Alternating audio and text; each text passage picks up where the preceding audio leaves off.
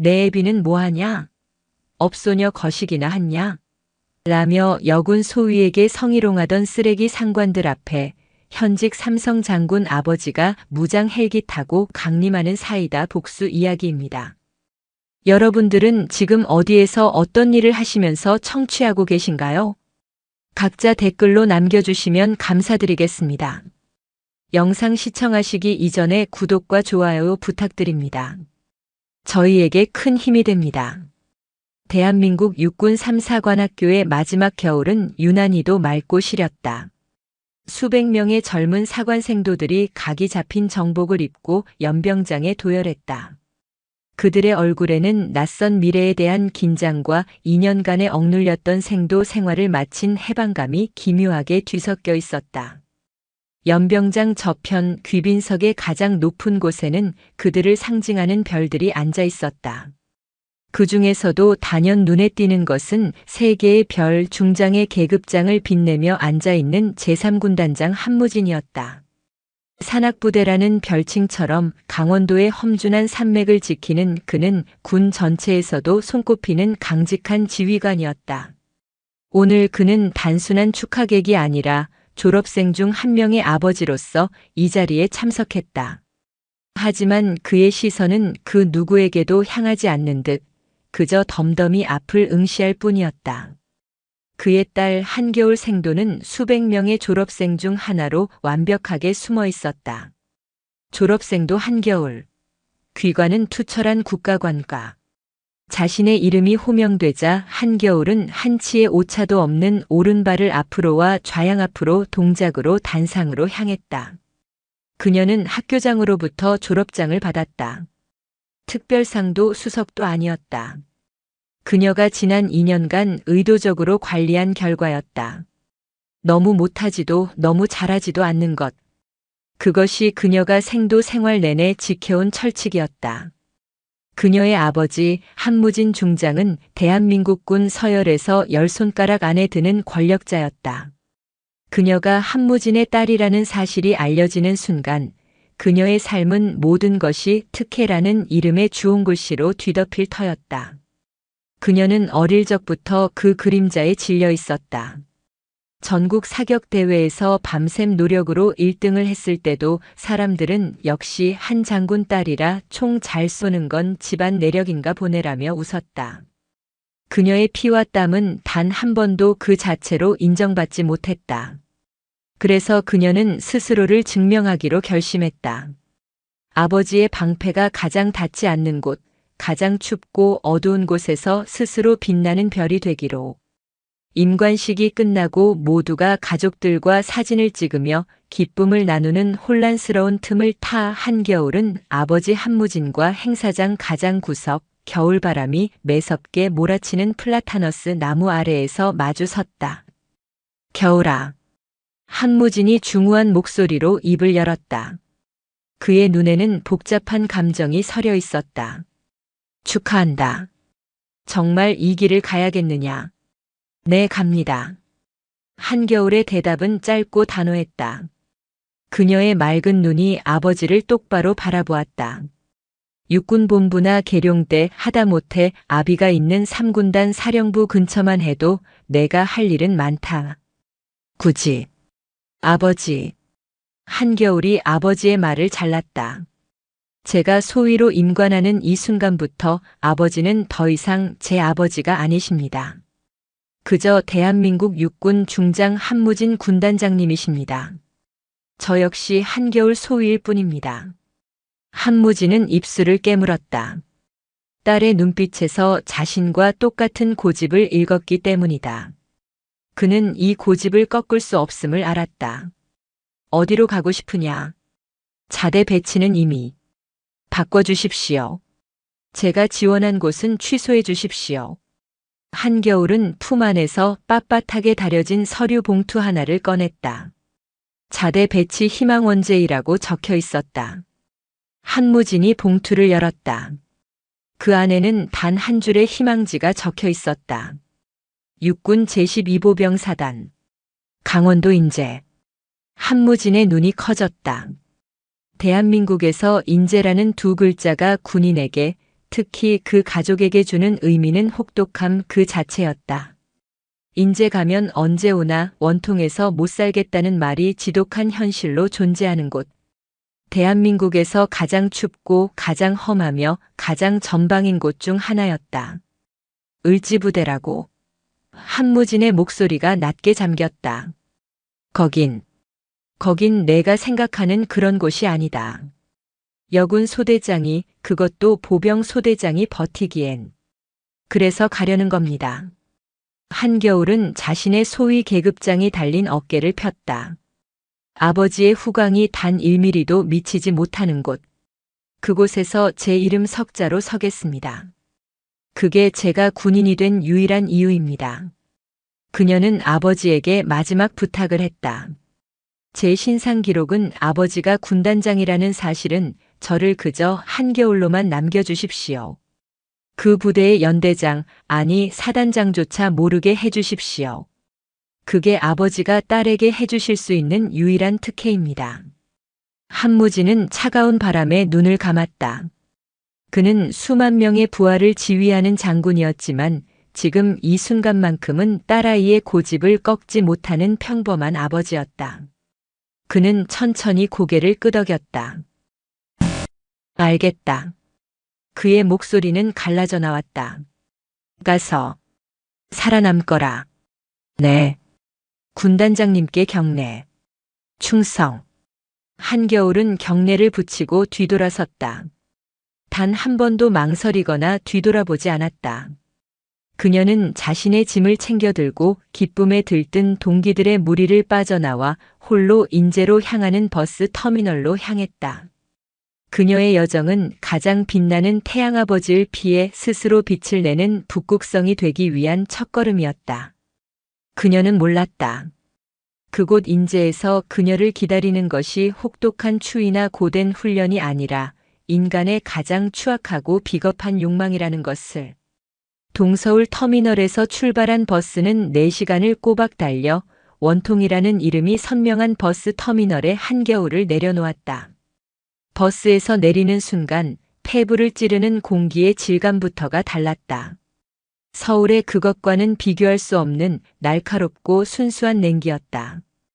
인제 가면 언제 오나 원통에서 못 살겠다.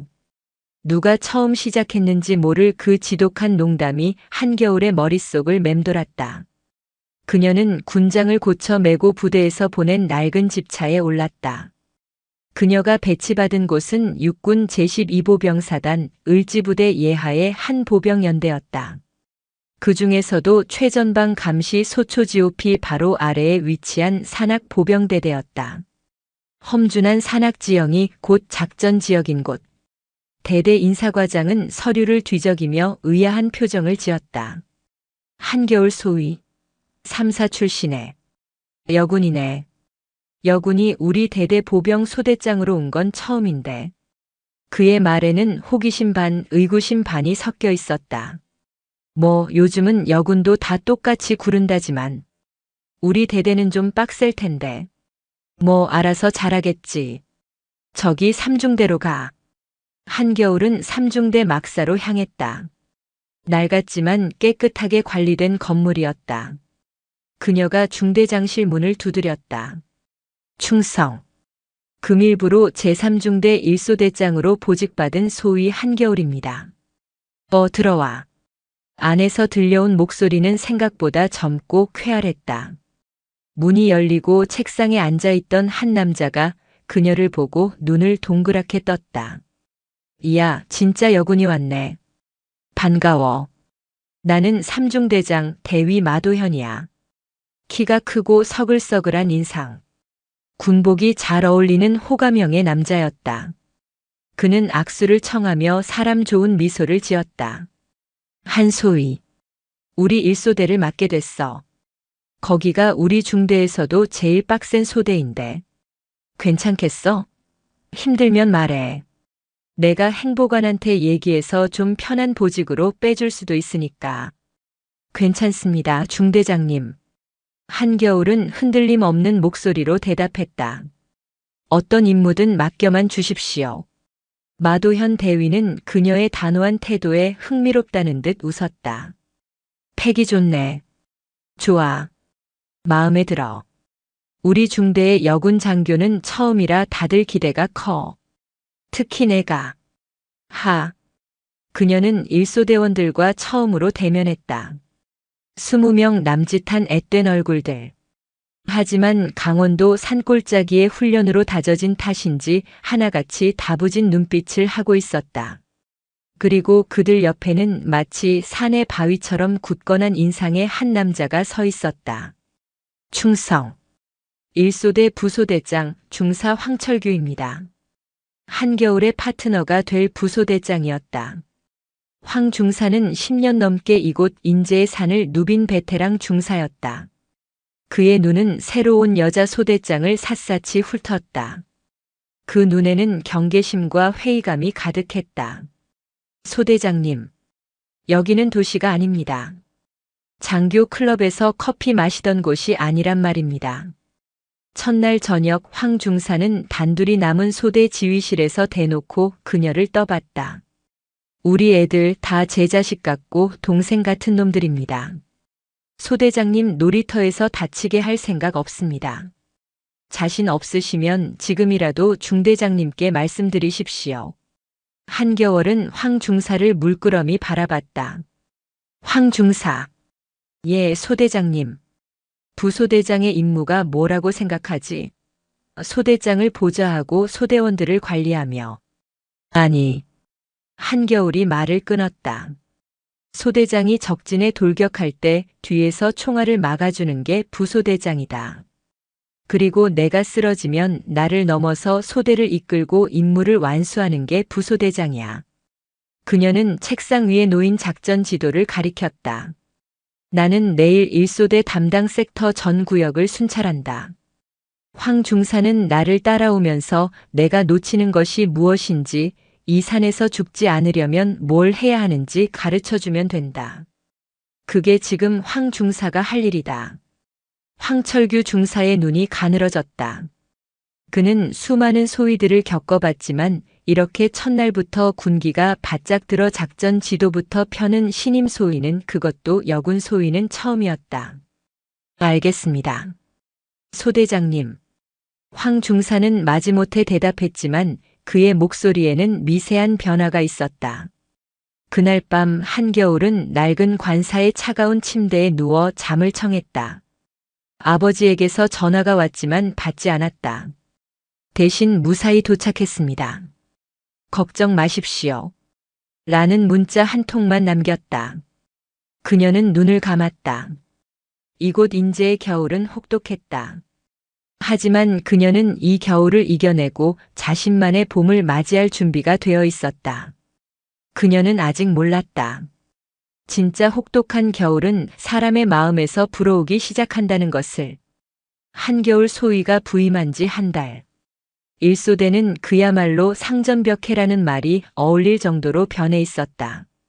한겨울은 말뿐인 지휘관이 아니었다. 그녀는 솔선수범이라는 네 글자를 온몸으로 실천했다.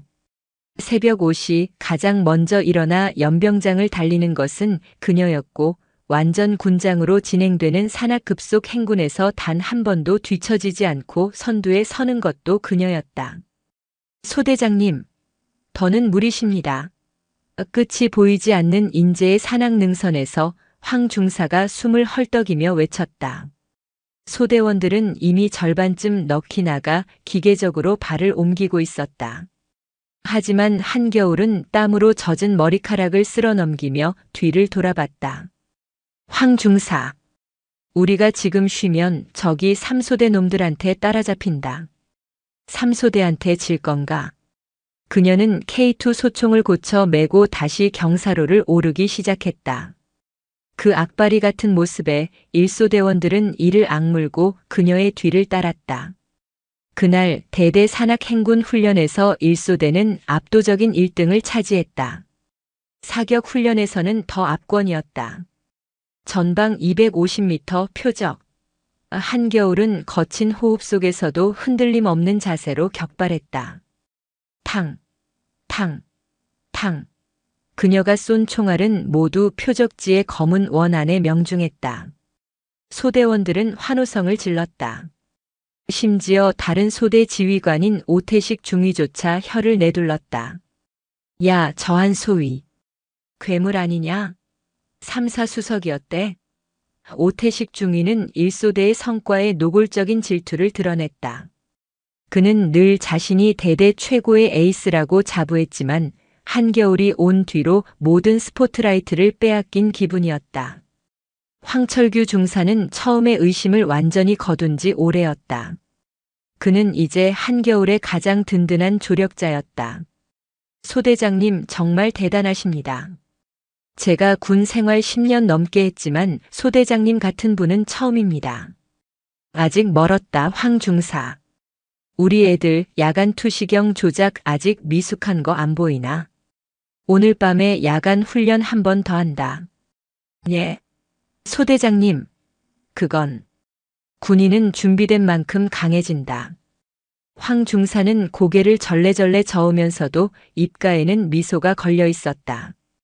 그는 이 독종 소대장과 함께하는 것이 즐거웠다. 한겨울은 에이스로 불리기 시작했다. 대대장도 연대장도 12사단의 율리아나 전설적인 여성 저격수라며 그녀를 칭찬했다. 부대는 활기가 넘쳤다. 하지만 그 빛이 밝을수록 어두운 그림자도 함께 길어지고 있었다. 중대장 마도현 대위는 한겨울을 바라보는 시선이 처음과 달라져 있었다.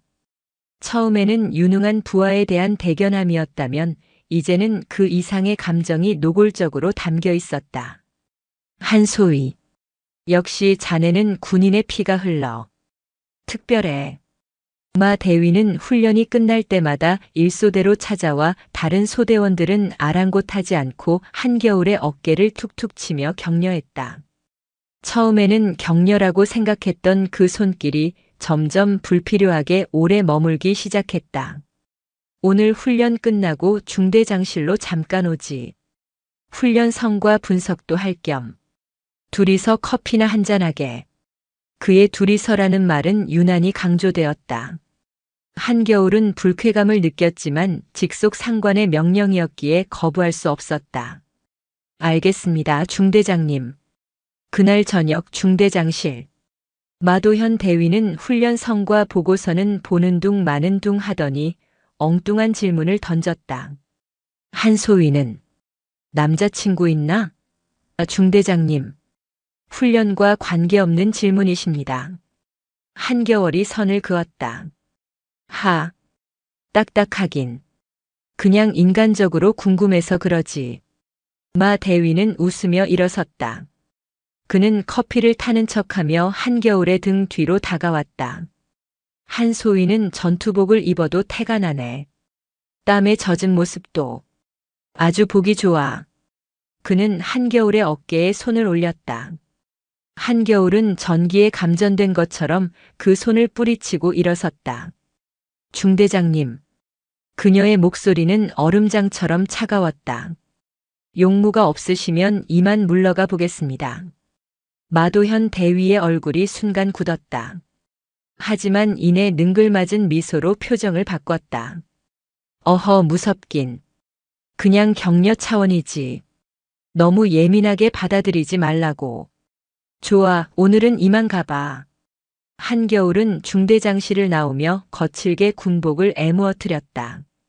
모욕감이 치밀어 올랐다. 그녀의 이런 에이스 대우는 다른 방식으로도 그녀를 옥죄기 시작했다. 질투의 시선이었다. 특히 이소대장 오태식 중위가 그랬다. 저 잘난 한소희 때문에 이게 뭐야? 대대장이 비교하잖아, 비교를. 여자가 나대봤자 얼마나 나댄다고. 그는 사사건건 한겨울의 일소대에 시비를 걸었다. 공동으로 사용하는 장비를 늦게 반납하거나 훈련 구역을 침범하는 시기였다. 한겨울은 묵묵히 자신의 임무를 수행했다. 하지만 그녀를 향한 호의와 악의 그 두 가지의 시선은 점점 더 노골적으로 변해가고 있었다. 그리고 그 주 주말. 한겨울이 관사에서 전투화에 광을 내고 있을 때 휴대폰이 울렸다. 마도현 대위였다. 한소희. 주말인데 뭐해? 심심한데.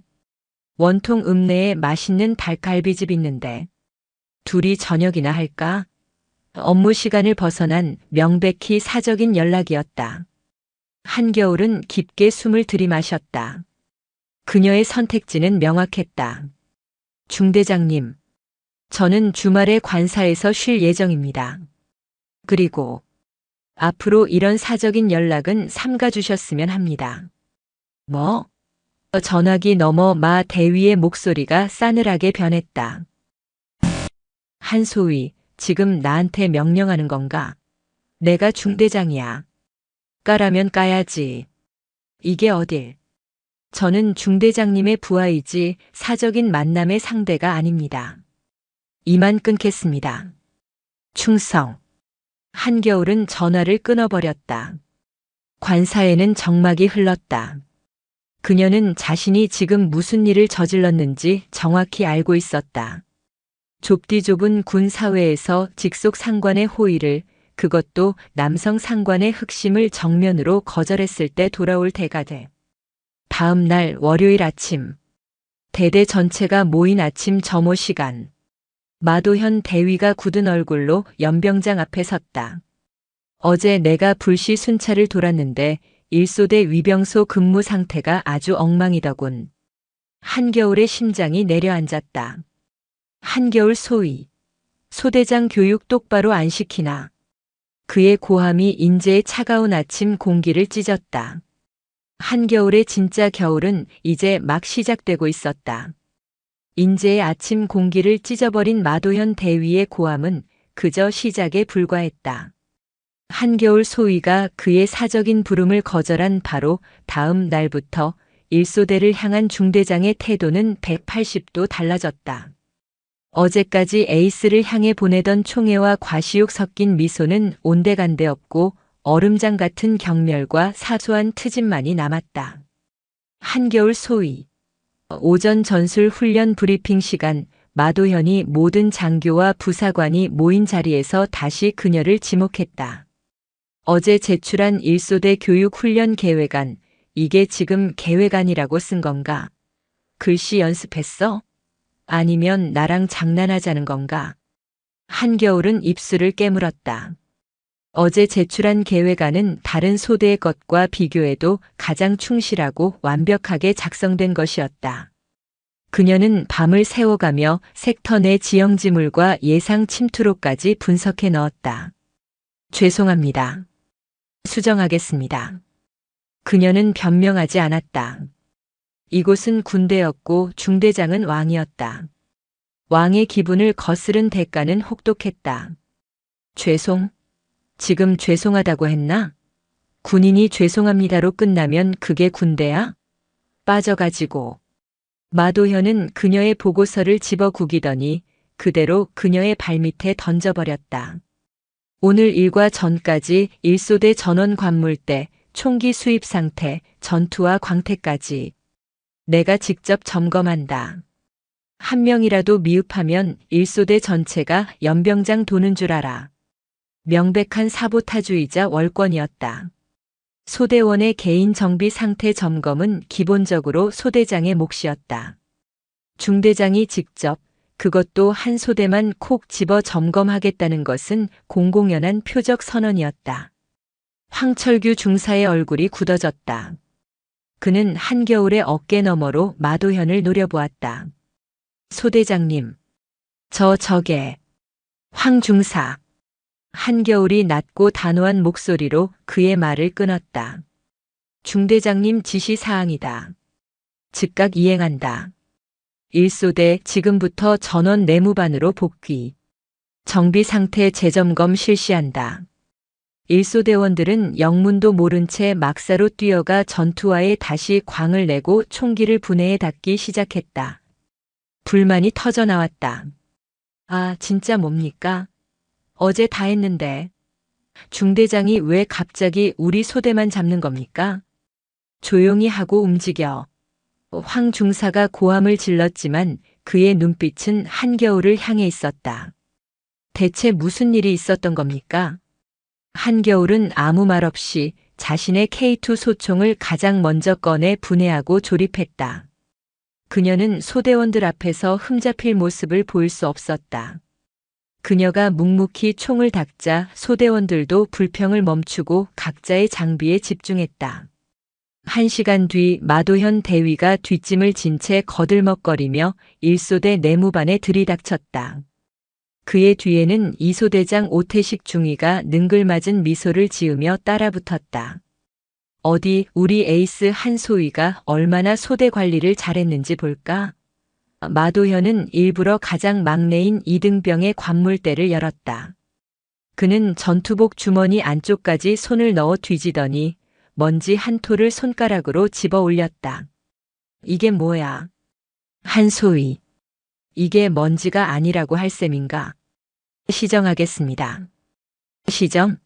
늦었어. 1소대 전원 전투복 환복하고 5분 내로 연병장 집합. 완전 군장. 중대장님. 황철규 중사가 참지 못하고 나섰다. 이건 너무하십니다. 먼지 한 톨 나왔다고. 황 중사. 마도현의 눈이 차갑게 빛났다. 지금 중대장 명령에 토다는 건가? 당신 군 생활 오래 하고 싶지 않아? 그 말에 황 중사는 피를 토하는 심정으로 입을 다물었다. 그날 1소대는 해가 중천에 뜰 때까지 완전 군장을 메고 연병장을 돌아야 했다. 한겨울도 예외는 아니었다. 그녀는 20kg이 넘는 군장을 메고 소대원들의 맨 앞에서 함께 뛰었다. 1소대장. 목소리 작다. 군가 안 해? 오태식 중위가 지휘 단상 위에서 팔짱을 낀 채 비웃으며 소리쳤다. 우리 에이스 소대장님 체력이 저거밖에 안 되나? 그러고 보니 3사 출신이었지? 역시 체력은. 한겨울은 이를 악물었다. 모욕감보다 소대원들에 대한 미안함이 그녀의 심장을 찔렀다. 자신의 신념을 지키기 위한 행동이 결국 그녀가 가장 아끼는 소대원들에게 피해로 돌아가고 있었다. 미안하다. 미안하다 얘들아. 그녀는 속으로 사과하며 목이 터져라 군가를 불렀다. 사나이로 태어나서 할 일도 많다만. 그녀가 선두에서 무너지지 않자 지쳐가던 1소대원들도 도끼를 품고 다시 목소리를 높였다. 그들은 중대장이나 2소대장이 아닌 자신들과 똑같이 땀 흘리고 고통받는 소대장을 위해 뛰었다. 그날 오후 얼차려가 끝나고 모두가 녹초가 되어 주저앉았을 때 마도현은 한겨울을 다시 불렀다. 한소희. 아직도 모르겠나? 그는 지휘실에서 혼자 차를 마시고 있었다. 나는 자네가 마음에 들었어. 자네 같은 유능한 인재가 내 옆에 있으면 좋겠다고 생각했지. 그런데 자네가 내 호의를 짓밟았어. 그것은 호의가 아닙니다. 상관으로서의 월권이자 희롱입니다. 한겨울은 지친 기색 없이 젖은 전투복 차림으로 꼿꼿이 서서 대답했다. 하. 마도현이 찻잔을 소리나게 내려놓았다. 월권? 희롱? 한소희. 아직 사회 물정, 아니 군대 물정을 몰라도 한참 모르는군. 여기 인제에서는 22사단에서는 내가 법이고 규칙이야. 자네가 아무리 잘나고 에이스면 뭐해? 내가 너는 나고자라고 보고서 한 줄 올리면 자네 군 생활은 그걸로 끝이야. 그의 협박에 한겨울의 눈빛이 더욱 차가워졌다. 그렇게 하십시오. 하지만 저는 제 신념을 꺾을 생각이 없습니다. 좋아. 어디까지 버티나 보자고. 마도현의 눈에 아기가 번뜩였다. 자네가 그렇게 아끼는 자네 소대원들이 자네의 그 잘난 신념 때문에 얼마나 더 고통받을 수 있을지. 우리 한번 내기해 볼까? 그것은 명백한 선전포고였다. 그는 한겨울의 가장 약한 골이 그녀의 부하들을 인질로 삼아 그녀를 굴복시키려 하고 있었다. 그날 밤 한겨울은 관사에서 잠들지 못했다. 그녀는 처음으로 아버지 한무진 중장을 떠올렸다. 전화기만 들면 이 모든 부조리를 단숨에 끝낼 수 있었다. 하지만 그녀는 전화기를 들 수 없었다. 그것은 아버지의 딸로 도망치는 것이지 한겨울 소위로 이겨내는 것이 아니었다. 나는 여기서 무너지지 않아. 그녀는 다음 날 훈련 계획서를 다시 작성하기 시작했다. 이번에는 손으로 한자 한자 정성을 다해 눌렀었다. 그녀는 마도현에게 굴복할 생각이 없었다. 그녀는 이 부조리의 굴레를 정면으로 돌파하기로 결심했다. 마도현 대위의 박해는 집요하고 치밀했다. 그는 한겨울 소위의 군인으로서의 자존심을 짓밟는 동시에 그녀를 조직적으로 고립시키기 시작했다. 그는 더 이상 일소대 전체에 노골적인 얼차려를 부여하지 않았다. 그 대신 교묘하게 그녀의 능력을 의심하게 만들고 그녀의 성과를 가로채거나 폄하했다. 이번 주 대대 전투력 측정. 일소대 사격 성적이 왜 이 모양이지? 한소희. 자네가 에이스라더니 소대원들 관리를 어떻게 한 거야? 마도현은 주간 회의에서 모든 간부가 보는 앞에서 그녀를 질책했다. 이 소대 오중위는 이번에 특등사수 셋이나 배출했던데. 한소희는 뭐 했어? 오태식 중위가 어깨를 으쓱하며 거들었다. 중대장님, 뭘 그리 나무라십니까? 우리 한소희님은 훈련보다는 다른데 더 관심이 많으신 것 아닙니까? 예를 들면 어떻게 하면 상관 눈에 더 띌까 뭐 그런 거. 회의실에 있던 몇몇 간부가 저질스러운 웃음을 터뜨렸다. 한겨울은 주먹을 꽉 쥐었다. 일소대의 사격 성적이 저조한 이유는 명백했다.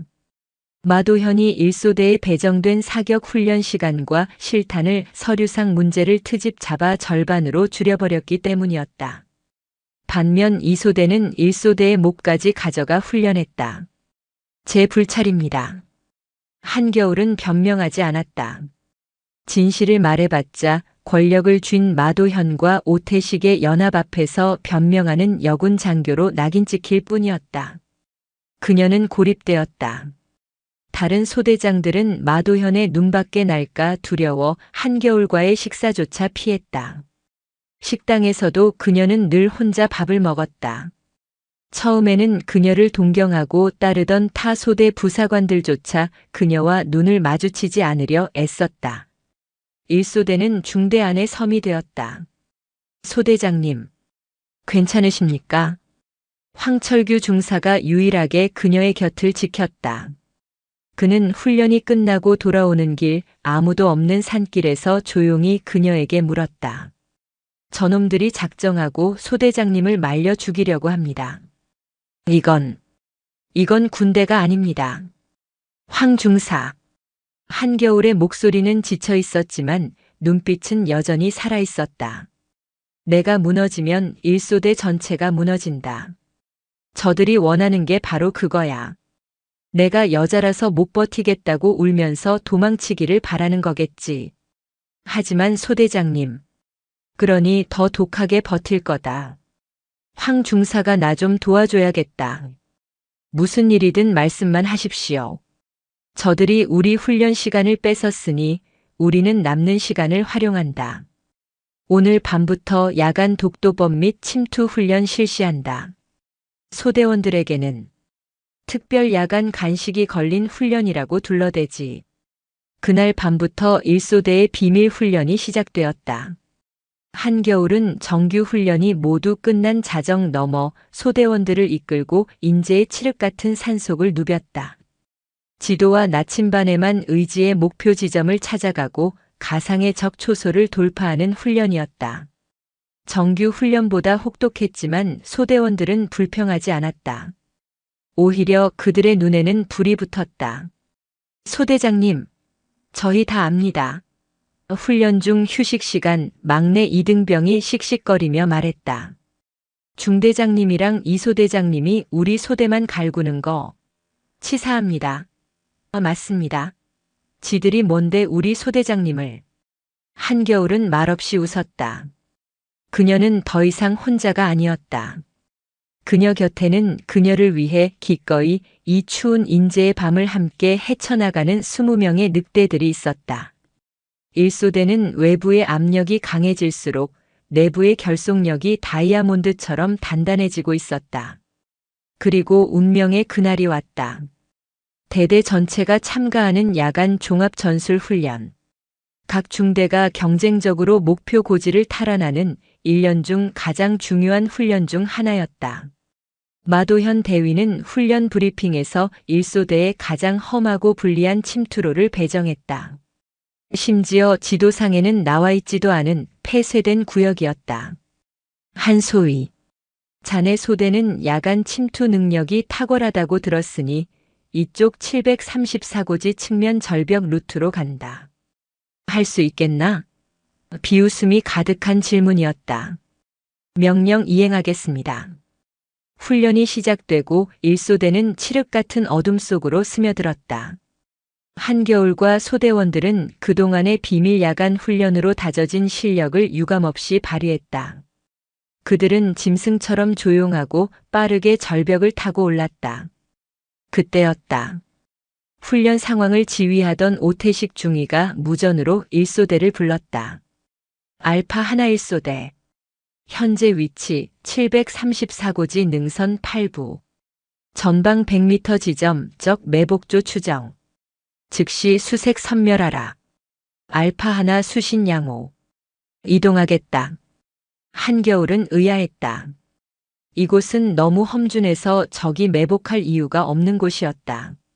하지만 명령이었다. 그녀가 수신호를 보내고 선두에 서서 덤불을 헤치고 나아가는 순간. 거기 누구야? 손들어. 움직이면 쏜다. 칠흑 속에서 갑자기 강렬한 서치라이트가 켜지며 고함이 터져나왔다.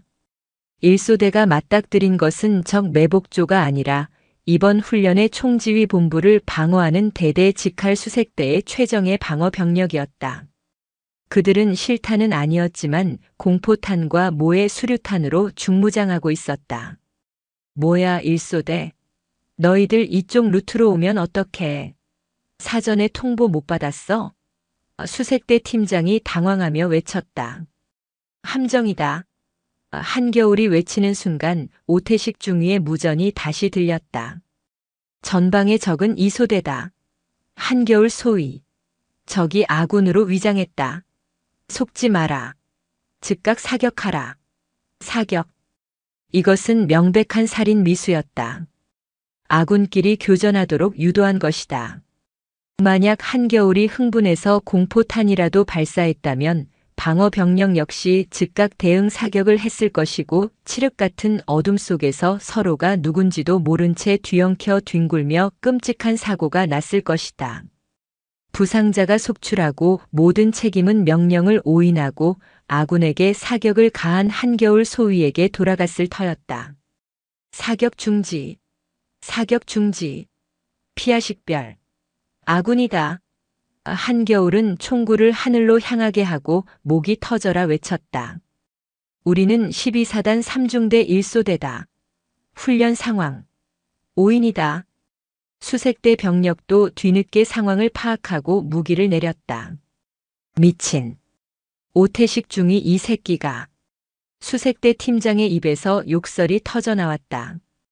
그 순간 무전기에서 마도현 대위의 격앙된 목소리가 흘러나왔다. 한겨울 소위. 너 지금 뭐 하는 거야? 왜 적진 한복판에서 아군이라고 떠들어? 너 때문에 훈련 다 망쳤어. 당장 전 병력 이끌고 지휘본부로 복귀해. 이번 훈련 1소대는 실격이다. 한겨울은 부들부들 떨리는 손으로 무전기를 쥐었다. 이것은 단순한 괴롭힘이 아니었다. 자신뿐만 아니라 자신의 소대원들까지 사지로 몰아넣은 명백한 범죄였다. 황철규 중사가 그녀에게 다가왔다. 그의 얼굴은 분노로 하얗게 질려 있었다. 소대장님, 저 개자식들이 우리를 죽이려고 했습니다. 한겨울은 눈을 감았다. 그녀의 가슴 속에서 무언가 단단히 끊어지는 소리가 났다. 그녀는 더 이상 참을 수 없었다. 아니, 참아서는 안 됐다. 이것은 그녀의 자존심 문제가 아니라 그녀가 목숨을 걸고 지켜야 할 부하들의 생명 문제였다. 황 중사. 이 무전기 지금부터 녹음한다. 그리고 내 개인 휴대폰 좀 가져다 주겠나. 소 대장님, 아버지께 전화를 드려야겠다. 그녀는 한겨울 소위로서의 증명을 포기하기로 했다. 지금은 한무진의 딸로서의 힘이 필요했다. 자신의 부하들을 이 미친 늑대들의 악위에서 구해내기 위해서. 한겨울은 복귀 명령을 무시했다. 아니, 정확히는 응답하지 않았다. 그녀는 고립된 절벽 위 차가운 바위에 앉아 떨리는 손으로 휴대폰을 꺼내들었다. 마도현과 오태식의 광기 어린 무전이 계속해서 쏟아졌지만 그녀는 수신 버튼을 누른 채 응답하지 않고 모든 것을 녹음했다. 한겨울, 대답 안 해. 이거 명령 불복종이야. 당장 복귀 안 하면 징계위원회 감수할 줄 알아. 그녀는 그 소리를 배경음악 삼아 익숙하지만 지난 몇 달간 애써 외면했던 번호 하나를 눌렀다. 아버지. 신호음이 2번 울리기도 전에 마치 기다렸다는 듯이 전화가 연결되었다. 겨울이냐? 수화기 너머로 들려오는 한무진 중장의 목소리는 깊고 낮았다. 이 시간에 그것도 훈련 중일 딸에게서 전화가 온다는 것이 무엇을 의미하는지 그는 본능적으로 알고 있었다. 아버지. 한겨울의 목소리가 터져나왔다. 지난 몇 달간 억눌렀던 모든 서름과 분노, 그리고 방금 겪은 죽음의 공포가 그 한마디에 담겨 있었다. 저, 아버지가 필요합니다. 그녀는 울지 않았다. 대신 군인답게 차갑고 명료하게 보고했다. 제3보병대대 3중대장 마도현 대위, 2소대장 오태식 중위.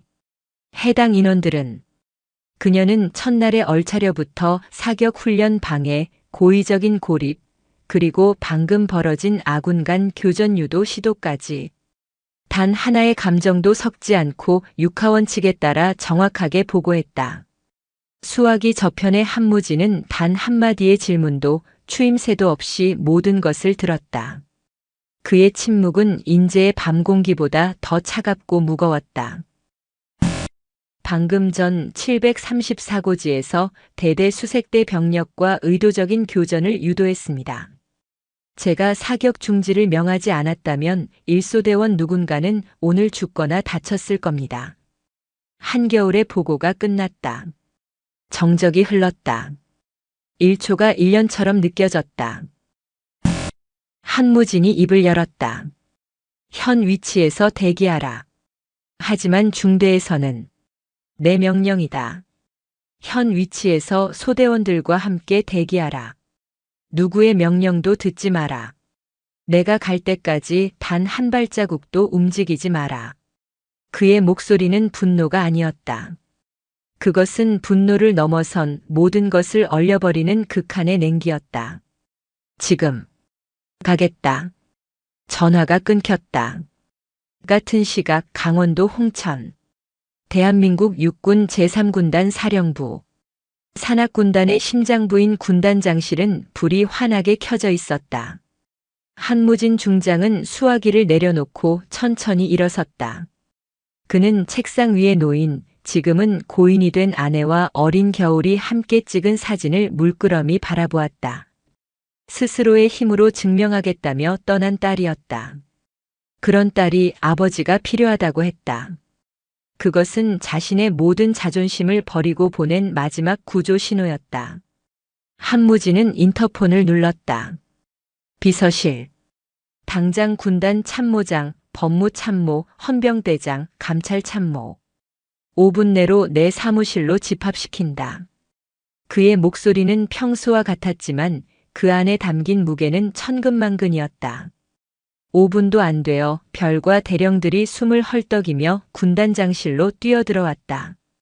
그들은 무슨 일이 벌어졌는지 전혀 감조차 잡지 못했다. 한밤중에 이 핵심 참모들이 동시에 호출된 것은 북한이 전면 남침이라도 하지 않는 이상 벌어질 수 없는 일이었다. 한무진은 지도를 펼쳤다. 지금부터 내 말을 잘 들어. 그는 인제 12사단 섹터 734고지를 가리켰다. 제12보병사단, 모 보병연대 3대대, 현재 734고지 일대에서 야간 훈련 중. 그는 상황을 설명했다. 사적인 감정을 배제하고 군 내부 부조리 및 지휘관의 병력 사유화, 살인 미수 정황 포착이라는 공식적인 용어를 사용했다. 하지만 그 내용을 듣는 참모들의 얼굴은 하얗게 질려갔다. 일개 중대장이 일개 소대장을 괴롭힌 수준이 아니었다. 이건 군의 근간을 뒤흔드는 범죄였다. 법무참모. 예, 군단장님. 지금 즉시 마도현 대위, 오태식 중위에 대한 긴급 체포영장 발부 준비한다. 혐의는 직권남용, 가혹행위, 초병에 대한 특수 협박, 살인 미수다. 내가 도착하는 즉시 집행한다. 헌병대장. 예, 군단장님. 군단 직할 헌병 특수 임무대 SDT 1개 팀을 즉각 무장시켜 헬기에 탑승시킨다. 현장 증거 보존 및 피의자 체포 임무다. 12사단 헌병대에는 일절 연락하지 마라. 그들의 지휘 계통을 믿을 수 없다. 감찰 참모. 예. 자네는 나와 함께 현장으로 간다. 3대대 지휘부 전체 그리고 연대 지휘부까지. 이 사태를 방관하거나 묵인한 자가 있다면 지휘 고하를 막론하고 모두 직위 해제 및 형사처벌을 각오해야 할 것이다. 참모장. 예, 군단장님. 육군본부와 작전사령부에는 내가 직접 보고한다. 자네는 3군단 전체 경계 태세를 한 단계 격상시켜라. 내가 없는 동안 군단 사령부를 철통같이 방어한다. 명령은 거침없고 서슬퍼랬다. 질문 있나? 아무도 감히 입을 열지 못했다. 좋다. 전원 10분 내 헬기장 집합. 한무진은 전투복이 아닌 그의 권위와 책임을 상징하는 사성 장군 사용자 요청은 삼성이었으나 군단장은 중장 삼성이 맞습니다. 삼성으로 서술합니다. 정복을 입었다. 어깨에 은빛 별 3개가 형형하게 빛났다. 그는 자신의 딸을 구하러 가는 것이 아니었다. 그는 대한민국 육군 군단장으로서 자신의 군단 내에서 벌어진 끔찍한 범죄를 척결하고 죽음의 위기에 내몰린 자신의 부하를 구하러 가는 것이었다. 홍천의 3군단 헬기장. UH-의육식 블랙호크 헬기 2대의 로터가 굉음을 내며 돌기 시작했다. 강원도의 밤을 가르는 거대한 바람이 일었다. 무장한 헌병 특임대가 신속하게 헬기에 탑승했다. 한무진 중장이 마지막으로 헬기에 올랐다. 출발해. 2대의 헬기는 엄청난 굉음과 함께 어둠 속으로 솟구쳤다. 그들의 목적지는 단 하나, 인제 734고지였다. 홍천의 거대한 산악이 인제의 작은 산을 향해 움직이기 시작했다. 그 누구도 막을 수 없는 거대한 분노의 진격이었다. 칠흑 같은 어둠이 내린 734고지. 인제의 칼바람은 훈련으로 젖은 전투복을 얼어붙게 만들었다. 한겨울 소위는 바위 뒤에 몸을 숨긴 채 자신을 따르는 20명의 소대원들을 독려했다. 그들의 얼굴에는 극도의 긴장감과 피로, 그리고 방금 겪은 죽음의 공포가 서려 있었다. 소대장님, 정말 괜찮으시겠습니까? 황철규 중사가 걱정스러운 목소리로 물었다.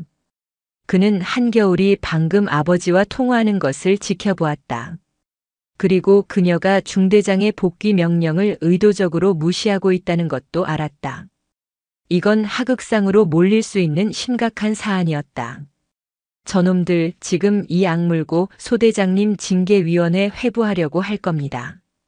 명령 불복종으로. 상관없다 황 중사.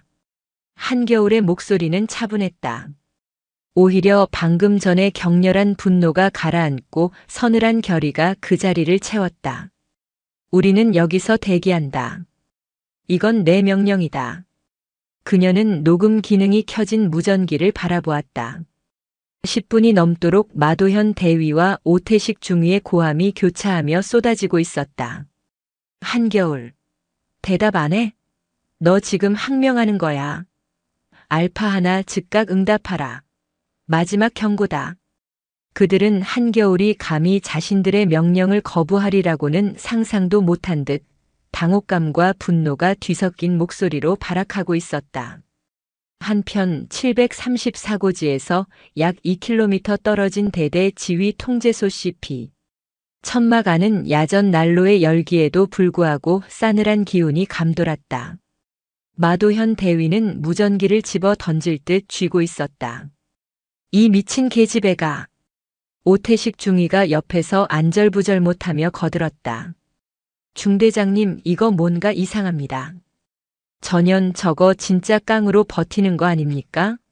아니면 뭐? 마도현이 소리쳤다.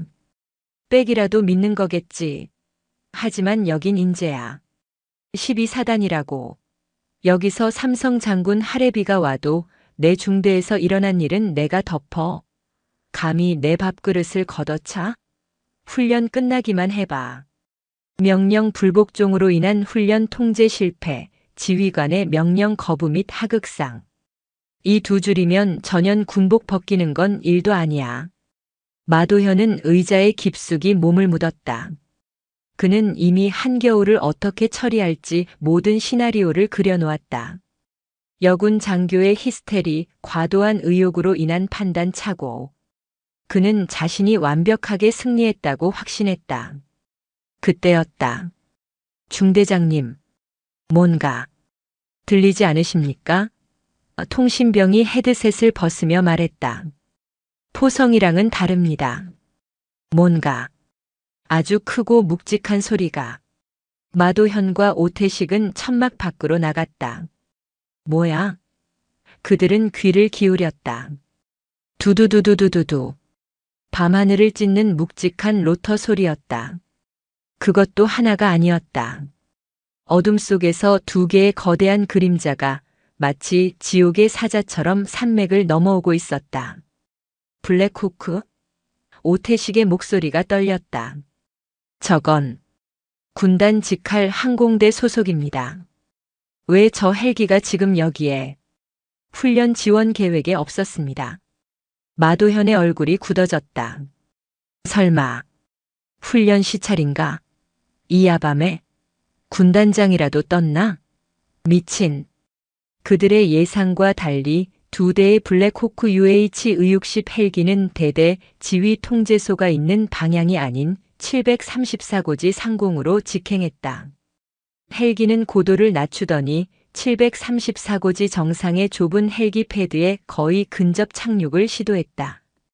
헬기에서 쏟아지는 강력한 서치라이트가 한겨울과 일소대원, 그리고 그들과 대치했던 수색대원들이 숨어있던 절벽 일대를 대낮처럼 밝혔다. 전원, 눈보호. 엎드려. 한겨울이 외쳤다. 엄청난 하강풍이 나무를 부러뜨릴 듯 몰아쳤다. 헬기 두 대가 거의 동시에 착륙했다. 칠흑 같은 어둠 속 야간 투시경까지 동원한 최고 난이도의 비행이었다. 헬기의 측면 도어가 열렸다. 가장 먼저 쏟아져 나온 것은 칠흑 같은 전투복의 중무장한 병력들이었다. 그들의 팔에는 3군단 헌병특수임무대 SDT라는 패치가 선명했다. 그들은 내리자마자 훈련 중인 병력들을 향해 총구를 겨누며 순식간에 방어선을 구축했다. 꼼짝 마라. 전원 무기 버리고 손들어. SDT 팀장의 외침에 일소대원들과 수색대원들은 얼어붙었다. 우리는 3군단 헌병대다. 현 시간부로 734고지 일대를 통제한다. 아군이다. 사격 중지. 한겨울이 뛰쳐나가며 외쳤다. 12사단 3대대 3중대 1소대장 소위 한겨울이다. 훈련 중 5인 상황이었다.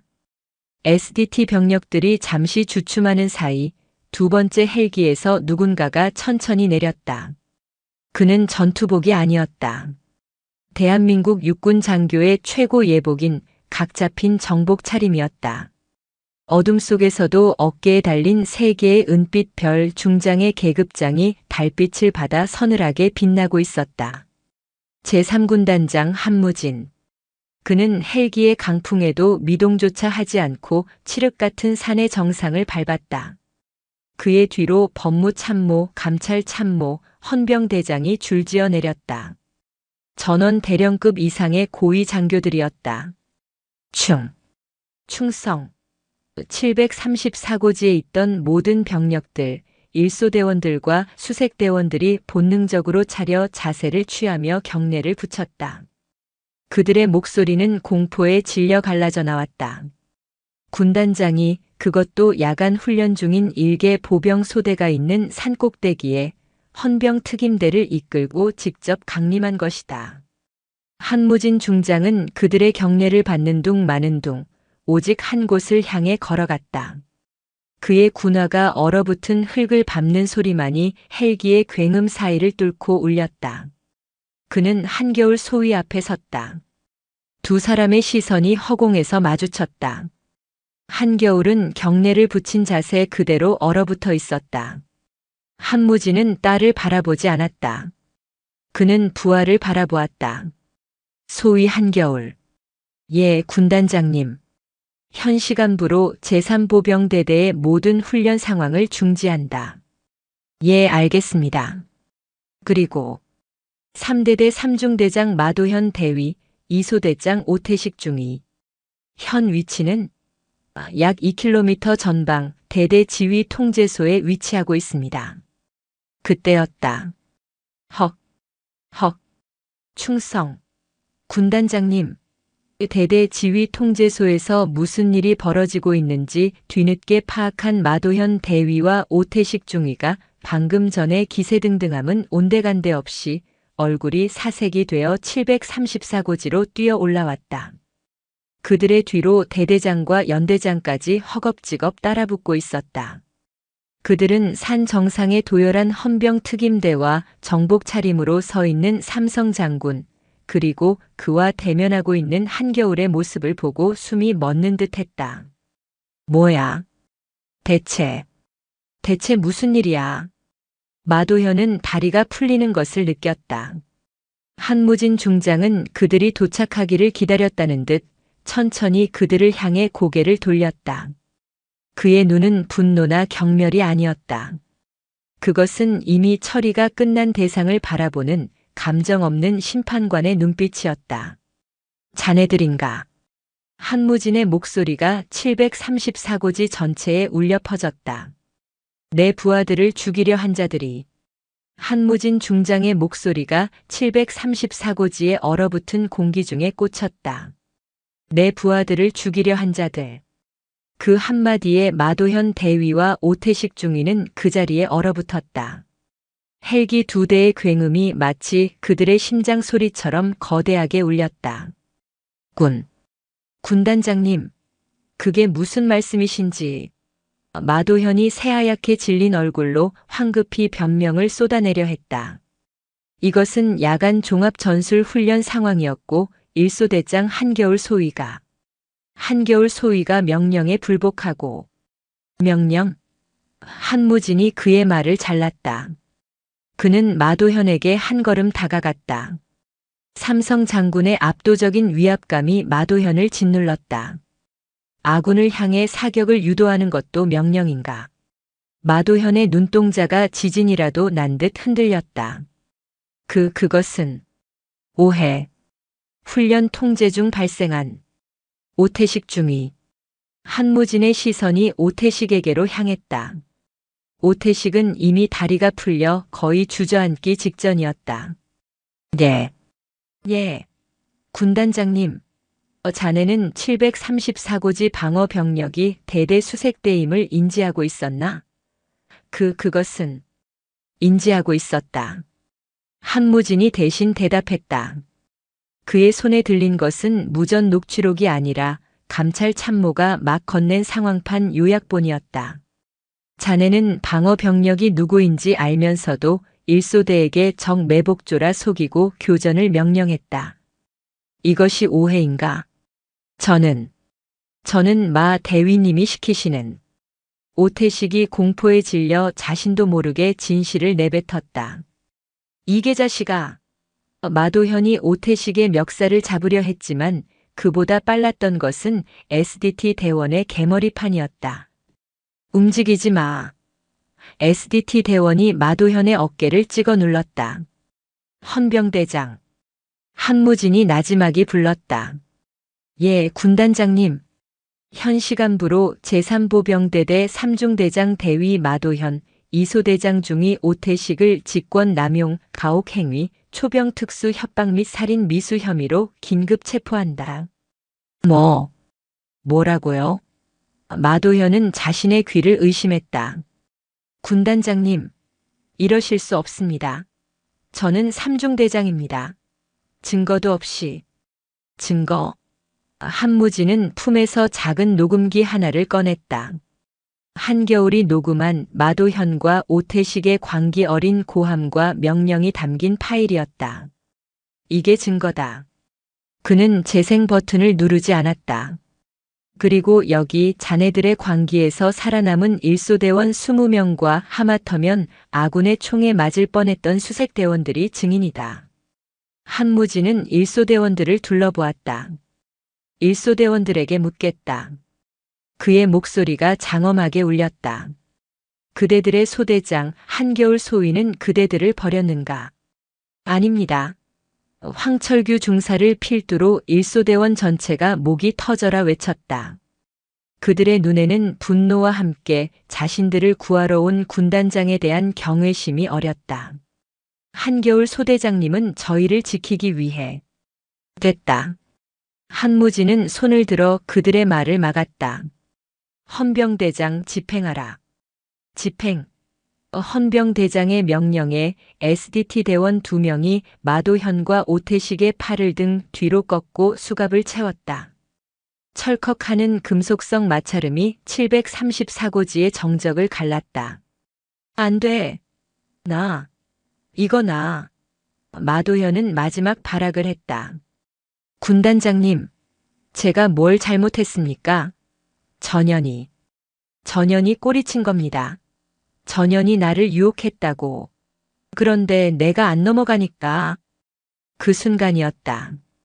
한무진의 손이 번개처럼 올라갔다. 짝. 삼성 장군의 완장이 달린 묵직한 손바닥이 마도현의 뺨을 후려쳤다. 734고지 전체가 숨을 죽였다. 내 놈은. 한무진의 목소리는 끓어오르는 용암처럼 낮고 뜨거웠다.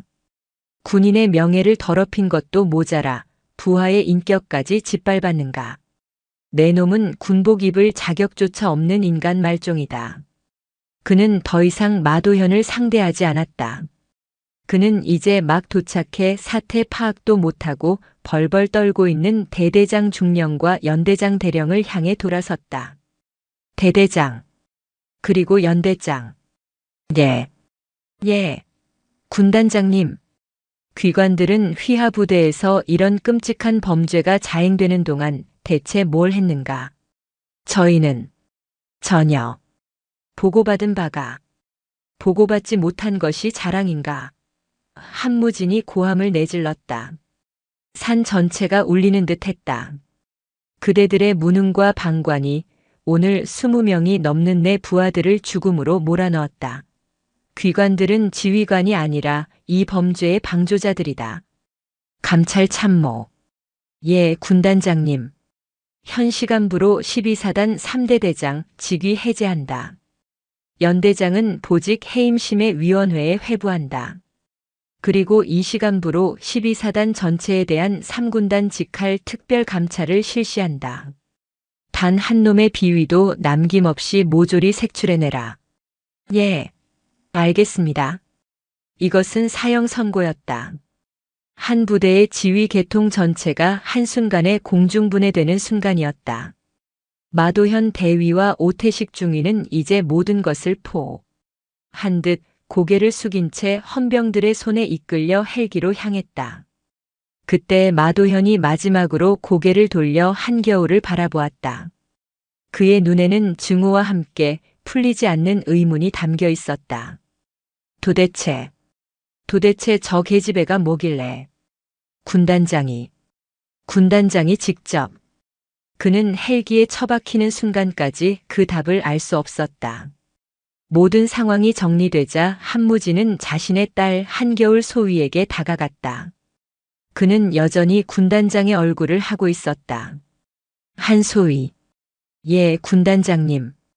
자네는 지휘관으로서 가장 혹독한 상황에서 부하들을 지켜냈다. 그 용기와 판단력은 높이 산다. 하지만 현 시간부로 자네의 일소대장 보직도 해임한다. 예. 한겨울의 눈이 커졌다. 이곳은 이미 자네가 있을 곳이 못 된다. 한무지는 차갑게 말했다. 헬기에 탑승하라. 군단 본부로 복귀한다. 자네의 거취는 내가 직접 결정한다. 그는 한겨울에게 더 이상의 질문을 허락하지 않고 헬기를 향해 몸을 돌렸다. 한겨울은 황철규 중사와 일소대원들을 마지막으로 돌아보았다. 그들은 경례를 붙인 채 경이로움과 아쉬움이 뒤섞인 눈으로 그녀를 바라보고 있었다. 미안하다. 그리고 고마웠다.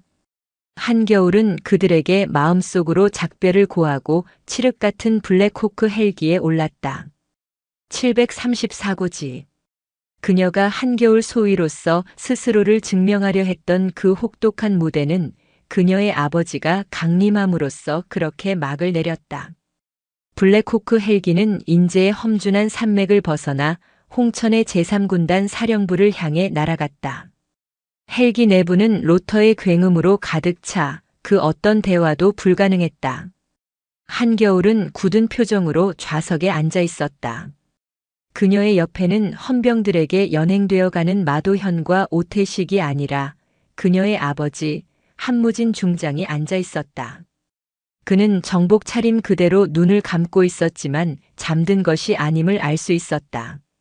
그의 굳게 다문 입술과 미세하게 떨리는 손끝이 그가 얼마나 거대한 분노를 억누르고 있는지 보여주었다. 한겨울의 마음은 복잡했다. 그녀는 부하들을 지켜냈고 범죄자들을 처벌했다. 하지만 결국 그녀는 자신의 힘이 아닌 아버지의 힘을 빌렸다. 한겨울 소위로서의 증명은 실패로 끝난 것이었다. 그녀가 그토록 벗어나고 싶었던 한무진의 딸이라는 굴레가 결국 그녀를 구원한 이 아이러니에 그녀는 입술을 깨물었다. 헬기가 홍천의 군단 사령부 헬기 패드에 착륙했다. 헌병들이 마도현과 오태식을 끌고 내렸다. 법무참모. 저자들의 신병을 즉각 군사법원으로 이송하고 단 한치의 의혹도 없이 엄중하게 처리하게. 24시간 내로 구속영장을 집행하고 내가 매일 진행 상황을 보고받겠다. 예, 군단장님. 한무지는 모든 참모를 물리고 한겨울을 향해 고갯짓했다. 나를 따르라. 두 사람은 사령부 본관 가장 깊숙한 곳에 있는 군단장실로 향했다. 새벽의 복도는 적막했다. 거대한 군단장실의 문이 열리고 한겨울은 처음으로 아버지의 집무실에 발을 들였다. 방 한쪽 벽면 전체가 작전 지도였고 다른 한쪽에는 역대 군단장들의 사진이 걸려 있었다. 방을 가득 채운 것은 권위와 책임의 무게였다. 한무지는 집무실 중앙에 서서 천천히 정복 상의의 단추를 풀었다. 그는 어깨를 짓누르던 세 개의 별을 재킷과 함께 소파에 벗어던졌다. 그리고 처음으로 군단장이 아닌 아버지의 얼굴로 딸을 바라보았다. 겨울아. 그의 목소리는 갈라져 있었다. 한겨울은 대답 대신 그저 아버지를 바라보았다. 한무지는 딸에게 다가갔다. 그는 전투복 소매 끝으로 드러난 딸의 손목을 보았다. 얼차려와 훈련으로 인해 온통 긁히고 멍든 가느다란 손목이었다. 에이, 이 손이. 그는 차마 말을 잇지 못했다. 수만 명의 군대를 호령하는 그였지만 딸의 상처 앞에서는 그저 무력한 아버지였다. 아비가 미안하다. 그가 시아에게 입을 열었다. 너를 지킨다고 너의 신분을 숨겨주는 것이 너를 위한 길이라 믿었다. 하지만 그것이 오히려 너를 이 끔찍한 지옥 속에 혼자 버려두는 꼴이 되었구나. 그때였다. 굳건히 버티고 서 있던 한겨울의 어깨가 가늘게 떨리기 시작했다. 아버지가 그녀의 상처를 어루만지는 순간 지난 몇 달간 그녀를 짓눌렀던 모든 모욕과 공포, 외로움이 한꺼번에 터져나왔다. 그녀는 이를 악물었지만 눈물이 뺨을 타고 흘러내리는 것을 막을 수 없었다. 그것은 서러움의 눈물이 아니었다. 살아남았다는 안도감과 모든 것이 끝났다는 해방감의 눈물이었다. 한무지는 그런 딸을 서툴지만 힘주어 안아주었다. 울어라. 괜찮다. 이제 다 끝났다, 내 딸아. 한겨울은 아버지의 품에 얼굴을 묻고 소리 없이 울었다. 그녀가 그토록 벗어나려 했던 아버지의 그림자는 사실 그녀가 기댈 수 있는 유일한 성벽이었음을 깨달았다. 한참의 시간이 흐르고 감정을 추스른 한겨울이 먼저 몸을 떼었다. 아버지. 그녀는 눈물을 닦고 다시 군인의 눈빛으로 돌아왔다. 저는 실패했습니다. 제 힘으로 이겨내지 못했습니다. 결국 아버지께 손을 벌렸습니다. 아니다. 한무지는 단호하게 고개를 저었다. 너는 실패하지 않았다. 너는 내가 지켜야 할 부하들이 죽음의 위기에 처했을 때 지휘관으로서 할 수 있는 가장 정확하고 신속한 조치를 취했다. 그것은 손을 벌린 것이 아니라 상급 부대에 정확하게 상황을 보고하고 지휘 계통에 따른 조치를 요구한 것이다. 그는 딸의 어깨를 잡았다. 진정한 군인은 혼자 싸우는 자가 아니다. 자신의 부하를 지키기 위해 모든 수단과 방법을 동원하는 자다. 너는 오늘 20명의 목숨을 구했다. 그 어떤 에이스 소대장도 해내지 못한 가장 위대한 임무를 완수한 것이다. 한겨울의 눈동자가 흔들렸다. 하지만 저는 더 이상 12사단으로 돌아갈 수 없습니다. 그래. 돌아갈 수 없다. 한무지는 씁쓸하게 웃었다. 그는 책상으로 걸어가 서류 하나를 집어들었다. 마도현 대위와 오태식 중위는 오늘부로 파면 및 구속 수사다. 군사재판에서 최고 형량을 받게 될 것이다. 단순한 가혹 행위가 아니라 살인 미수죄를 적용시켰다. 2번 다시 군복을 입을 일도 사회의 빛을 볼 일도 없을 게다. 그는 잠시 말을 멈췄다. 아따. 헌병대에서 저놈들을 신문하는 과정에서 내 신원을 알게 되었다더군. 한겨울은 침을 삼켰다. 한무지는 그 장면을 상상하는 듯 차가운 미소를 지었다. 마도현이라는 자가 고작 소위 하나 때문에 군단장이 직접 뜨다니 이건 월권이라며 끝까지 발악을 했다더군. 그래서 신문관이 내 인사기록 카드를 그놈 면전에 던져줬단다. 내가 죽이려 했던 그 소위의 아버지가 누군지 똑똑히 보라고. 한겨울은 마도현의 마지막 표정을 상상했다. 모든 피가 빠져나간 듯 하얗게 질렸을 절망으로 무너졌을 그 얼굴을. 통쾌함보다는 씁쓸함이 밀려왔다. 아버지, 저는 이제 어떻게 해야 합니까? 그녀의 목소리에는 막막함이 담겨 있었다. 모두가 제가 군단장의 딸이라는 것을 알게 될 겁니다. 어느 부대를 가든 저는 한겨울 소위가 아니라 한무진의 딸로만 보이겠지요. 제가 원했던 길은 이게 아니었습니다. 안다. 한무진은 무겁게 고개를 끄덕였다. 그는 창밖으로 밝아오는 홍천의 새벽을 바라보았다. 그래서 너에게 선택지를 주려 한다. 그는 책상 위에 있던 또 다른 서류 봉투를 그녀에게 내밀었다. 육군 본부나 계룡대 혹은 3군단 사령부의 참모 장교로 올 수도 있다. 그게 내가 가장 안전하게 군 생활을 할 수 있는 길일 게다. 한겨울은 봉투를 받지 않았다. 그건 도망치는 겁니다. 저는 도망치기 위해 군인이 된 것이 아닙니다. 한무진의 입가에 희미한 미소가 번졌다. 그는 그럴 줄 알았다는 듯 다른 서류를 꺼냈다. 그렇다면 이 길도 있다. 어쩌면 인재보다 더 혹독하고 더 외로운 길일 수도 있다. 한겨울이 서류를 받아들었다. 그것은 전출 명령서였다. 그리고 그곳에 적힌 새로운 부대의 이름은 그녀의 심장을 다시 뛰게 만들었다. 육군 특수전사령부 예하 제707 특수임무단. 707? 한겨울의 눈이 커졌다. 백호부대. 대한민국 최정예 특수부대이자 대테러 임무를 수행하는 엘리트 중의 엘리트 집단이었다. 아버지, 하지만 이곳은 알고 있다. 여군에게는 문턱이 지극히 높은 곳이지. 하지만 불가능하지는 않다. 한무지는 딸의 눈을 똑바로 바라보았다. 너는 지난 몇 달간 지옥에서 내가 진짜 군인임을 증명했다. 사격술, 독도법, 지휘 통솔력, 그리고 무엇보다 부하를 지키겠다는 불굴의 의지까지.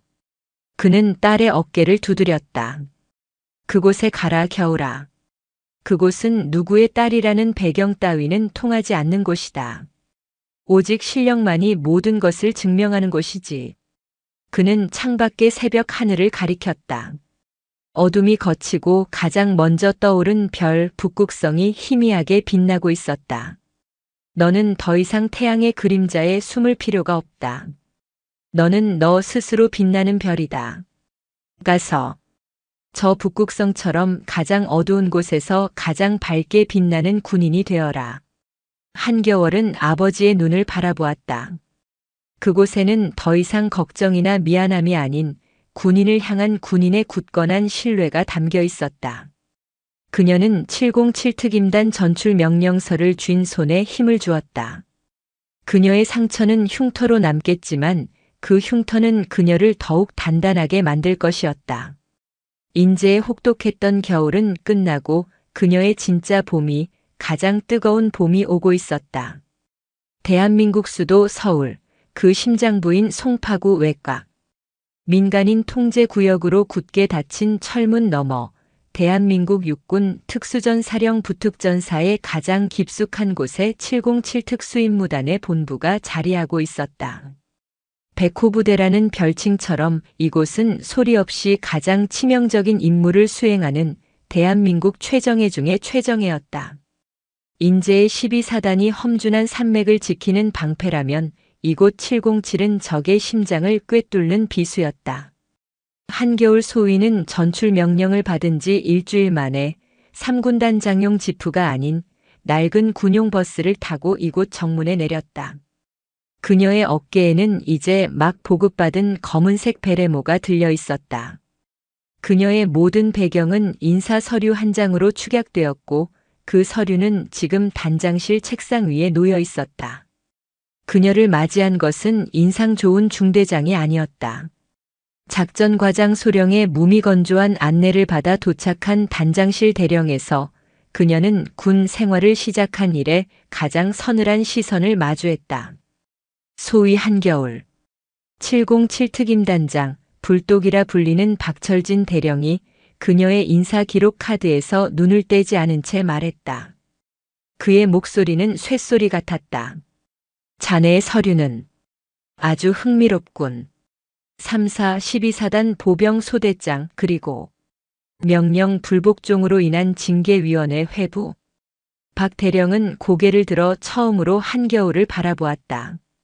그런데 그 징계는 취소되고 오히려 포상과 함께 이곳 707로 전출이라. 그의 눈은 한겨울의 모든 것을 꿰뚫어 보는 듯 했다.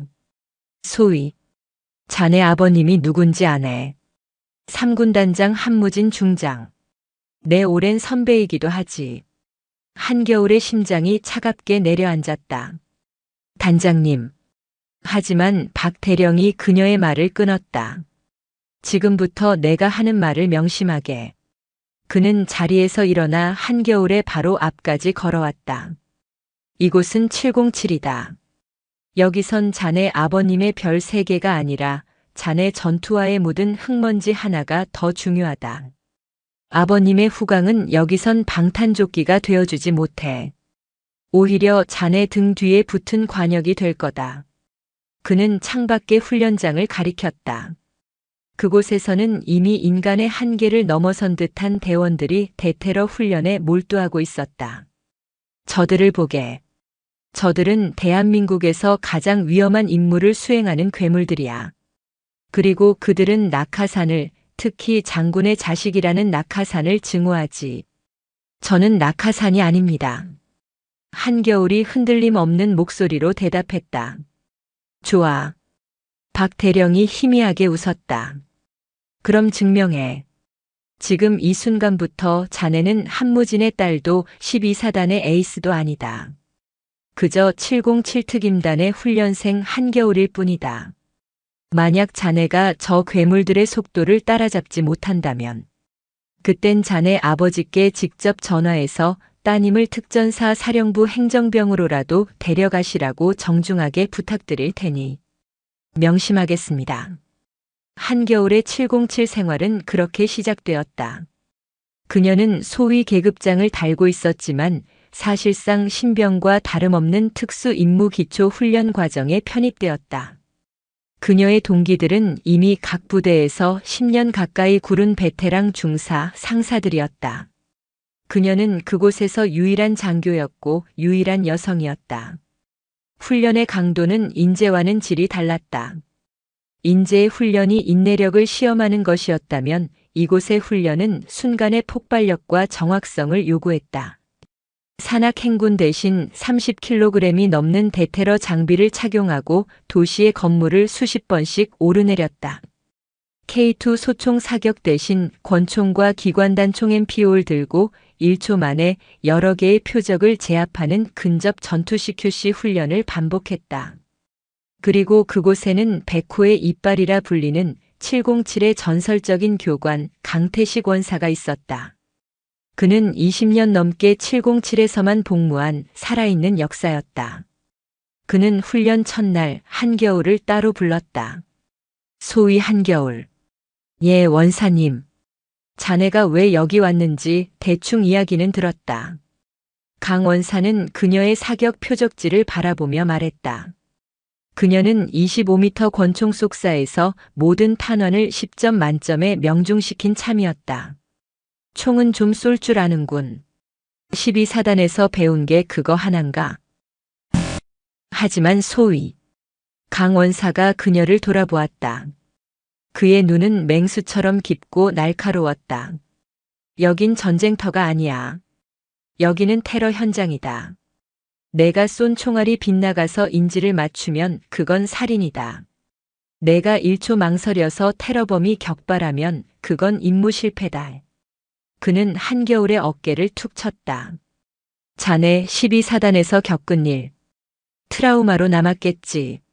한겨울의 눈이 커졌다. 마도현, 오태식. 그 쓰레기들 말이야. 상관의 배신. 아군의 위협. 그게 자네를 짓누르고 있을 거다. 아닙니다. 아니긴. 강 원사는 비웃었다. 자네 어제 근접 전투 훈련에서 아군 역할을 맡은 교관에게 총구를 겨눌 뻔했어. 잠재적 위협에 과도하게 반응한다는 뜻이다. 그 망설임, 그 의심. 그게 여기선 자네와 팀원 전체를 죽일 수 있다. 한겨울은 입술을 깨물었다. 강 원사의 말은 정확했다. 그녀는 마도현과 오태식의 배신 이후 아군이라도 100% 신뢰하지 못하는 깊은 상처를 안고 있었다. 그 트라우마 여기서 극복해내든가. 아니면 그 트라우마에 잡아먹혀서 짐 싸들고 나가든가. 스스로 결정해. 그날부터 한겨울의 진짜 싸움이 시작되었다. 그녀는 육체적인 고통보다 더 지독한 자신의 내면과 싸워야 했다. 훈련 한 달째. 마지막 종합 전술 훈련이 시작되었다. 일명 킬하우스라 불리는 실제 건물과 똑같이 만들어진 근접 전투 훈련장에서 벌어지는 실전모의 훈련이었다. 임무는 항공기를 납치한 테러범 5명을 제압하고 인질 10명을 구출하라. 한겨울은 알파팀의 제2돌격 조장 소위를 맡았다. 모든 것은 실전과 똑같았다. 공포탄이 아닌 맞으면 극심한 고통을 유발하는 시뮤니션 탄 모의탄이 사용되었다. 브리칭 5초 전. 3, 2, 1. 브리칭. 폭음과 함께 항공기 모형의 문이 열렸다. 알파팀 진입. 연막탄이 터지고 칠흑 같은 어둠 속에서 고함과 총성이 뒤섞였다. 인질이다. 쏘지 마. 알라후 아크바르. 테러범 역할의 교관이 외치는 소리. 한겨울은 훈련한 대로 움직였다. 그녀는 기계처럼 정확하게 위협을 식별하고 제압했다. 1번, 2번 테러범 제압 완료. 클리어. 기체 중앙부 가장 혼란스러운 곳에 도달했다. 인질들이 겁에 질려 울부짖고 있었고 테러범 셋이 그들 사이에 섞여 있었다. 손들어. 전부 손들어. 팀장이 소리쳤다. 그때였다. 인질들 사이에서 한 남자가 손을 들고 일어섰다. 살려주세요. 저는 인질입니다. 그가 공포에 질린 얼굴로 한겨울의 팀을 향해 걸어왔다. 멈춰. 멈추라고 했어. 팀장이 총구를 겨누었다. 그 순간 한겨울의 눈에 그 남자의 옷 속에 숨겨진 폭탄 조끼의 기폭 장치가 보였다. 동시에 그녀의 등 뒤 방금 클리어했다고 보고했던 복도에서 쓰러진 줄 알았던 테러범 교관 하나가 비틀거리며 일어나 그녀에게 총을 겨누고 있었다. 아군을 믿을 것인가? 도와달라는 인지를 믿을 것인가? 마도현의 비웃음, 오태식의 거짓 무전, 734고지의 그 차가운 배신이 섬광처럼 그녀의 뇌리를 스쳤다. 상관을 믿지 마라. 아군을 믿지 마라. 강 원사가 말했던 그녀의 트라우마가 그녀의 방아쇠를 망설이게 했다. 1초. 아니, 0.5초의 망설임. 탕. 그녀가 망설이는 순간 그녀의 등 뒤에서 날아온 총알 시뮤니션 탄이 그녀의 어깨를 정확히 가격했다. 극심한 고통과 함께 그녀는 쓰러졌다. 동시에 자폭 조끼를 입은 인질 교관이 기폭 장치를 눌렀다. BEU 훈련 종료를 알리는 버저가 울렸다. 알파팀 전원 사망. 인질 전원 사망. 임무 실패. 차가운 침묵이 훈련장에 내렸다. 한겨울은 어깨를 감싸 쥔 채 차가운 바닥에 무릎을 꿇었다. 그녀는 실패했다. 그녀의 트라우마가, 그녀의 망설임이 모두를 죽였다. 강태식 원사가 어둠 속에서 걸어 나왔다. 일어나라 한겨울. 그의 목소리에는 실망감이 가득했다. 자네는 아직 준비가 안 됐다. 자네는 707에 있을 자격이 없어. 자네의 그 의심이 동료들을 죽이는 걸 똑똑히 봤나? 오늘부로 짐 싸라. 그것은 사형 선고였다. 한겨울은 고개를 들었다. 그녀의 눈에서는 눈물이 흐르는 대신 인재의 겨울보다 더 차가운 불꽃이 타오르고 있었다. 아닙니다. 뭐라고? 다시 하겠습니다. 이건 장난이 아니야, 소희. 이건 다시 하겠습니다. 한겨울이 고함을 내질렀다. 제가 극복해야 할 것이 무엇인지 방금 깨달았습니다. 저를 죽인 것은 트라우마가 아닙니다. 저를 죽인 것은 아군을 믿지 못한 제 의심이 아니라 적을 정확히 식별하지 못한 제 미숙함입니다. 그녀는 강원사를 똑바로 바라보았다. 저는 배신당한 것이 두려워 망설였습니다. 하지만 이곳은 다릅니다. 이곳의 제 전우들은 저를 배신하지 않습니다. 제가 믿어야 했던 것은 제 등 뒤의 전우였고 제가 쏴야 했던 것은 제 앞의 위협이었습니다. 그녀는 방금 자신을 쏜 교관을 가리켰다. 저를 쏜 것은 제 등 뒤의 테러범이 아니라 저의 망설임을 꿰뚫어본 강 원사님 당신이었습니다. 강태식 원사의 눈이 커졌다. 방금 한겨울을 쏜 것은 쓰러진 테러범 교관이 아니라 통제실에서 이 모든 것을 지켜보던 강태식 원사 그 자신이었다. 그녀의 망설임을 처벌하기 위해 쏜 것이었다. 그리고 한겨울은 그 총알의 각도와 위치만으로 그것을 정확히 간파해냈다. 강원사의 입에서 거친 웃음이 터져 나왔다. 이 독사 같은 년. 그는 한겨울에게 다가가 그녀의 어깨를 툭툭 털었다. 시뮤니션탄에 페인트가 묻어났다. 좋아. 합격이다, 한겨울. 예. 707은 완벽한 군인을 뽑는 곳이 아니야. 자신의 한계와 상처를 정확히 직시하고 그것을 깨부수고 일어설 줄 아는 진짜 군인을 뽑는 곳이지. 그는 자신의 어깨에 달린 백호 패치를 가리켰다. 707 특수임무단에 온 것을 환영한다, 한소희. 그날 이후 한겨울은 훈련생에서 팀원이 되었다. 그녀는 더 이상 707의 유일한 여군 장교가 아니라 그저 알파팀의 한겨울 소위였다. 그녀는 자신의 트라우마를 부끄러워하지 않고 오히려 그것을 가장 날카로운 감각으로 승화시켰다. 1년의 시간이 흘렀다.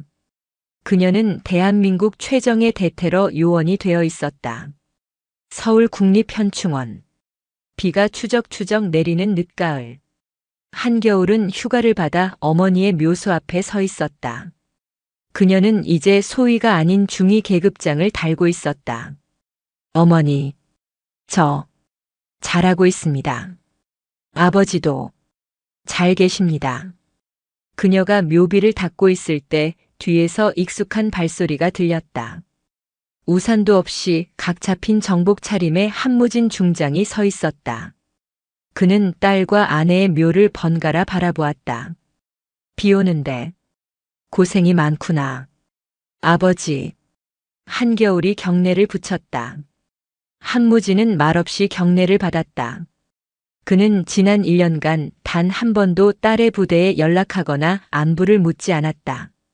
그저 707 단장에게서 올라오는 분기별 작전 보고서에서 한겨울 중위 임무 유공이라는 한 줄의 기록을 몰래 찾아볼 뿐이었다. 그는 딸을 바라보았다. 인제의 혹독한 겨울을 견뎌낸 어린 장교는 그곳에 없었다. 자신의 모든 것을 불태워 가장 날카로운 칼날로 재련된 대한민국 최정예 요원 한겨울만이 서 있었다. 얼굴이 반쪽이 되었구나. 707 밥이 좀 맛이 없습니다. 한겨울이 농담처럼 받아쳤다. 두 사람 사이에 편안한 침묵이 흘렀다. 겨울아. 한무진이 입을 열었다. 아비는 내가 그저 내 딸이어서 자랑스러웠다. 하지만 지금은 그는 딸의 어깨에 달린 707 패치와 중위 계급장을 바라보았다. 내가 한겨울 중위여서 자랑스럽다. 그것은 아버지가 딸에게 해줄 수 있는 최고의 찬사였고 한무진 중장이 부하 장교에게 보낼 수 있는 최고의 신뢰였다. 한겨울은 대답 대신 아버지의 어깨에 묻은 빗물을 털어드렸다. 아버지도 건강 챙기십시오. 그때 한겨울의 허리에 찬 군용 호출기에서 진동이 울렸다. 긴급 상황 발생. 전 팀원 즉시 부대 복귀. 707의 호출이었다. 한겨울의 눈빛이 딸에서 군인으로 순식간에 바뀌었다. 아버지, 가봐야겠습니다.